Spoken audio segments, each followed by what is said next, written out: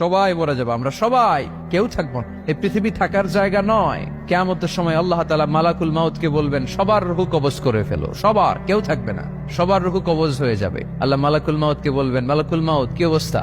বলবে সব শেষ। মাইয়াব্বা, কে বাকি?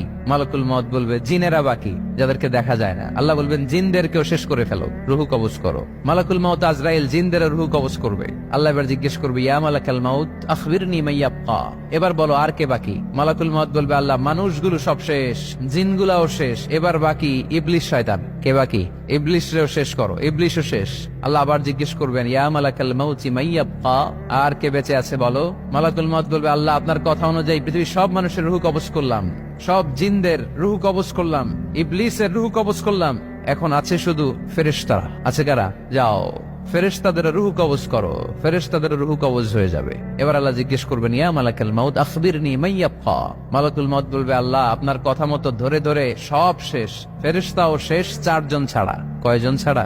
জোরে বলেন, কয়জন ছাড়া? ইসরাফিল, জিব্রাইল, মিকাইল, আজরাইল। আল্লাহ এই 4 জন আমরা বাকি। আল্লাহ বলবে, যাও ইযহাব ইনতালিক ইলা জিবরিল ওয়াকবাদ রূহা, জিব্রাইলের রূহ কবজ করো। ইযহাব ইলা ইসরাফিল ওয়াকবাদ রূহা, ইসরাফিলের রূহ কবজ করো। ইযহাব ইলা মিকাইল ওয়াকবাদ রূহা, রূহ কবজ করো। ওই 3 ফেরেশতাও শেষ। এবার আল্লাহ তাআলা জিজ্ঞেস করবেন, ইয়া মালাকাল মাউত আখবিরনি মাইয়াব্বা, এ মালাকুল মাউত আর কে বাকি আছে বলো? মালাকুল মাউত বলবে, আল্লাহ আপনার কথা মতো মানুষগুলো শেষ, জিনগুলো শেষ, ইবলিস শেষ, আমার বাকি 3 ভাই ইসরাফিল, মিকাইল, জিব্রাইলও শেষ, শুধু আমি, শুধু আমি। আল্লাহ বলবেন, কেউ নাই? মালাকুল মাউত বলবে, না আল্লাহ কেউ নাই। এবার আল্লাহ তাআলা বলবেন, মালাকুল মাউত তুমি তো সবাই রে মারছো, এবার তুমি মরো, এবার তুমি মরো, তুমি মরো।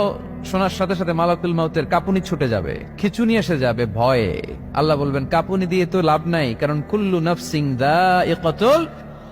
রাব্বুল আলামিন বলবেন, মালাকুল মাউত কেঁদো না, এটাই দুনিয়ার বিধান, আমি আল্লাহর দেয়া বিধান, এটাই, জন্মালেই মরতে হয়। যাও, জান্নাত জাহান্নামের মাঝখানে একটা জায়গা আছে, জায়গাটার নাম হলো আরাফ। এই আরাফের মধ্যখানে যে দাঁড়াও, ওখানে যে মালাকুল মাউত কাঁপতে থাকবে।